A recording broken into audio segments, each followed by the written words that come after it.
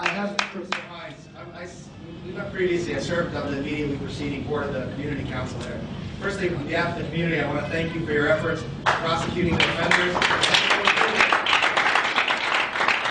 On another note, we mentioned some level of distrust sometimes for law enforcement authorities and DA's office in the community. I think one issue that caused a lot of distrust and a lot of outrage is the witch hunt that's going on against someone who's a hero in this community, someone who was on the patrol and gave his life protecting our community, Mr. Shochat, who then was prosecuted, whether or not he made a mistake. But they leveled charges of hate crimes. There's no evidence of hate crimes, where the victim himself went on TV and said there was no hate crime. And there's a witch hunt going on, and the community really is outraged about that. There's no reason for that to be happening. I'm sure there's the right.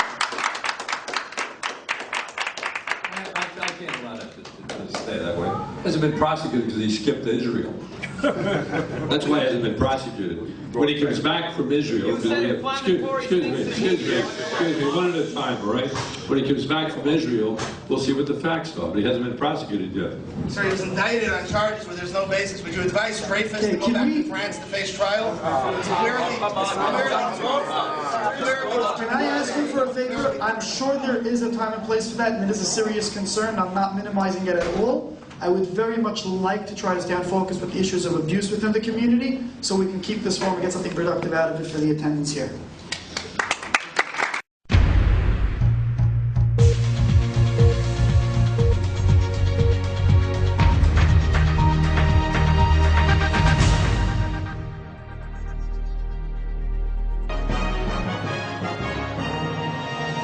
The young black man attacked in Crown Heights last month is speaking out, asking everyone to stop labeling problems in the area as racial tension. This is a story News 12 has been following closely. News 12's Andrea Grimes has the latest. You know everything. Andrew Charles works hard every day to function normally after he says a group of Jewish men attacked him here in Crown Heights last month. He says it's tough to do with many linking that crime to a breakdown in relations between blacks and Jews. I hope that everyone who has been speaking about the problems in Crown Heights will stop making reference to racial tension. About a month after Charles was attacked, police arrested 2 black teens in connection with the recent violent robbery of a Jewish teen. His assault further igniting talks about tensions in the area. But Charles believes both crimes are isolated.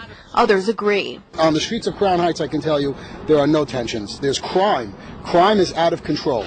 More police patrol the streets since that latest assault. But Charles's family believe that's just because the Jewish community rallied. They wish the NYPD would make an arrest in their case. There's a name, there's a face, there's a picture, but there's nobody in custody. What happens to his freaking rights? The NYPD says they work every case equally as hard. While many people continue to talk about race relations here in Crown Heights, quite a few others have told me they feel everything has just gotten too politicized. They feel things are not as bad as people make them seem. In Crown Heights, Andrea Grimes, News 12 Brooklyn.